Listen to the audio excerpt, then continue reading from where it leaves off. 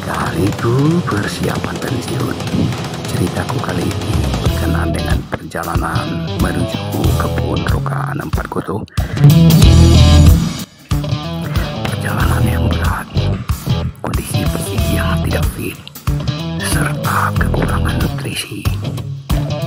Penyebab utama, aku tersesat.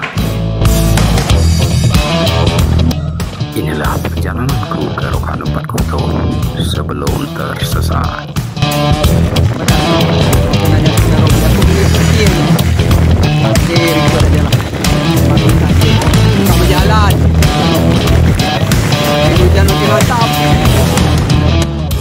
Perjalanan ini cukup berat. Untuk menghibur diri, aku sejenak menonton pertandingan sepak bola dari motor bukitku. Cukuplah untuk sekedar beristirahat, menghilangkan penat, melihat pertandingan bola kaki di desa. Lanjut.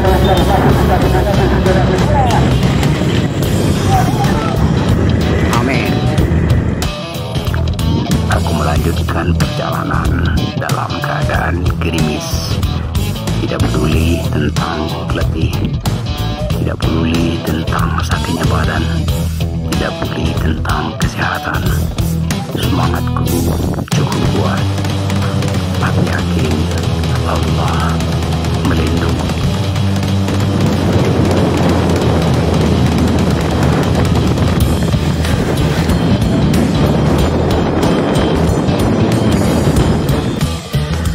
Dalam pandanganku, aku merasa bahwa kepemilikan kebun di Rokan dan kepemilikan kebun di Tanjung Layang merupakan takdirku.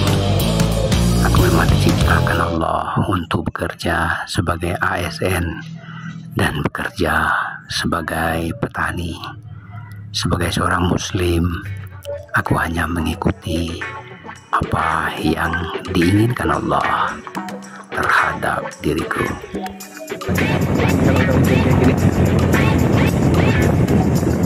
Hampir maghrib. Oke, wali. Mantap, bismillahirrahmanirrahim. Hampir maghrib. Perjalananku kali ini dari Pekanbaru menuju rokan Empat Kutu untuk bekerja di kebun, terutama untuk mengecat rumah dengan oli kotor. Aku berangkat dengan kondisi hujan, mulai dari ujung batu sampai ke rokan Empat Kutu.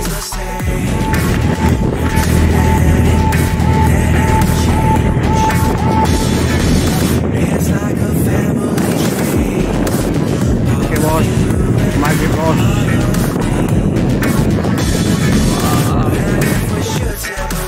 Di puncak es, hampir maghrib. Waktu itu aku melihat di sekitar tertutup sedikit kabut.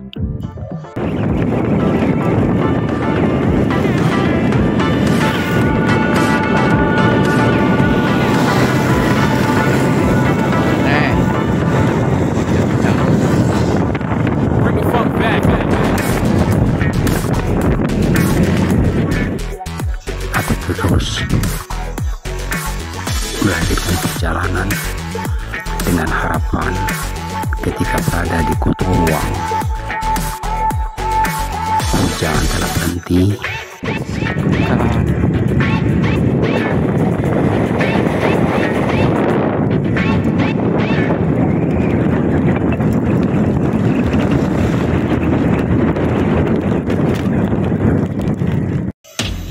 Dan aku dan keluar segera memasuki kebun jam 8 maupun jam 9 malam, melewati sungai, insyaallah.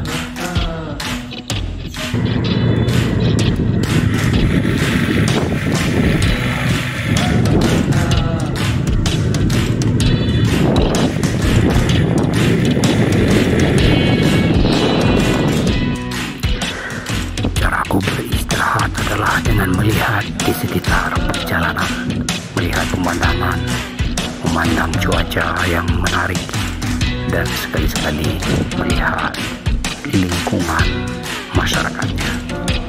Maghrib di puncak es. Dari sama masuk kebun aku sore ini. Tak bisa, jalannya pasti licin. Bisa bergerak ban motor, ban belakang bergerak, ban depan congkel. Tanah kuning. Perjalanan hari ini sedikit terganggu karena aku tidak memiliki cukup uang untuk melakukan perjalanan. Oleh sebab itu, aku menunggu transferan dari Tanjung Layang, di mana pada hari Minggu di kebun Tanjung Layang baru saja selesai melakukan panen dan ada sedikit uang yang bisa dikirim untukku, dan uang itulah yang aku gunakan untuk perjalanan hari ini.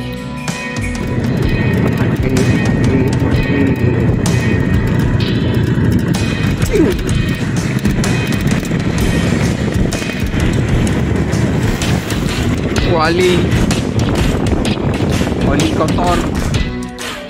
Akibat terlambatnya transferan uang karena anggotaku di sana dalam keadaan sakit, maka perjalanan ini pun menjadi terhambat. Aku berangkat dari Pekanbaru dari jam 2 siang dan kemungkinan besar akan sampai di kebun kalau jalannya normal itu sekitar jam 7 sampai jam 8 malam, dan rasanya tidak ada masalah sebenarnya.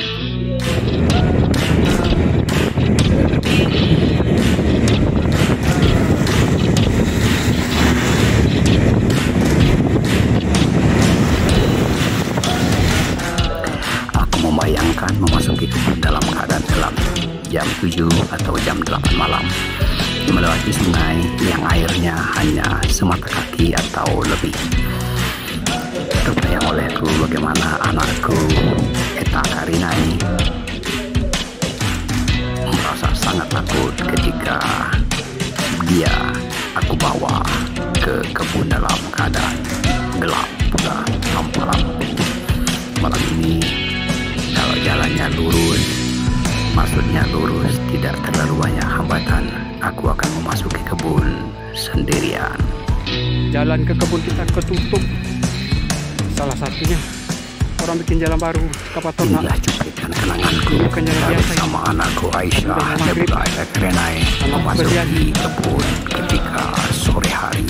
Tapi dia Kasihan dia, jangan kasihan. sok-sokan ajab. Namun walaupun bagaimana, Ajab nih. itulah cara aku mendidikan aku. Ini untuk mereka. Pondoknya belum ketemu juga. Bayangan tentang perjalanan dengan Aisyah Nebula Karenai aku tutup dan kembali konsentrasi di perjalanan.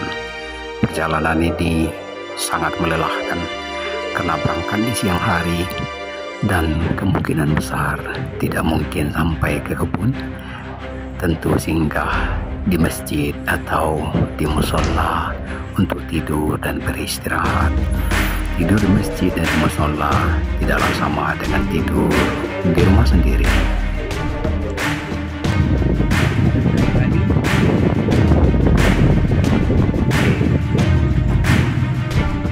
Aku beristirahat sejenak setelah turun dari puncak es.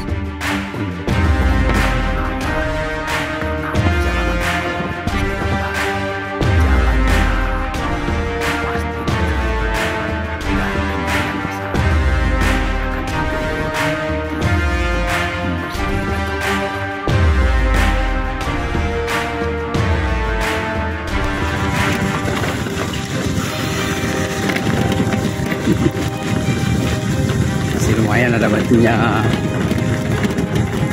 Saya nggak.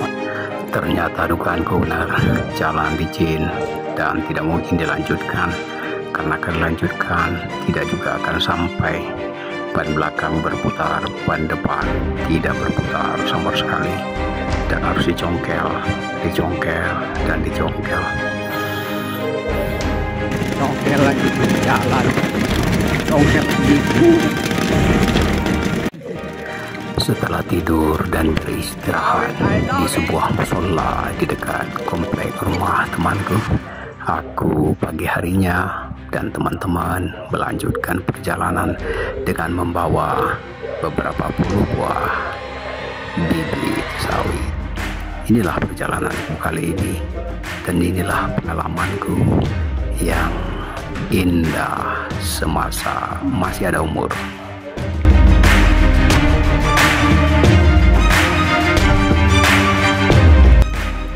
Inilah rangkaian kegiatan yang aku lakukan sebelum tersesat.